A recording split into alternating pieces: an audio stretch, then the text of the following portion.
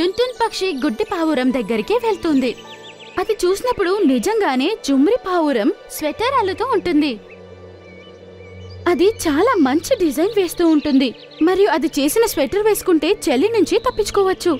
జుమ్రి పావురం, మమ్మల్ని క్షమించు. రోజు మేం నిన్ను అవమానించాము. దేనికి పనికిరాని దానివి అని అనుకున్నాము. నువ్వు నా కోసం కూడా ఒక స్వెటర్ వేసిస్తావా? ఆహా, ఖచ్చితంగా.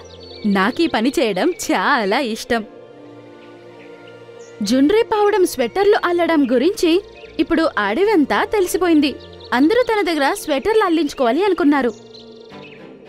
ఇప్పుడు జుమ్రి పావురం స్వెటర్లో ఒక అంగడి ఓపెన్ చేసింది.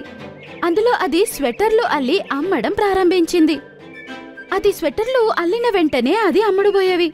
అందువల్ల ఇప్పుడు ఎవరి దగ్గర చేయి చాచాల్సిన అవసరమే లేదు. ఇప్పుడు తన జీవితం చాలా సంతోషంగా గడుపుతుంది. నన్ను క్షమించండి పిన్ని, ఆ రోజు మీతో నేను చాలా కఠినంగా మాట్లాడాను. మీరు చాలా మంచిగా స్వెటర్లు అల్లుతారని విన్నాను. నాకు కూడా మీరు నేర్పిస్తారా? ఆహా, ఖచ్చితంగా. నీకు కూడా నేను నేర్పిస్తాను. మరియు నీ ఇంట్లోనే నీకోసం నువ్వు స్వెటర్లు అల్లుకోవచ్చు. జుమ్రి పావురం కొన్ని పక్షులకు స్వెటర్లు అల్లడం నేర్పించేది మరియు తను కూడా అల్లి వాటిని అమ్మేది. అందువల్ల అందరూ తనని చాలా ఇష్టపడేవారు. ఇప్పుడు తనకు కళ్ళు కనపడకుండా పోవడం ఎవ్వరికీ సమస్యే కాదు.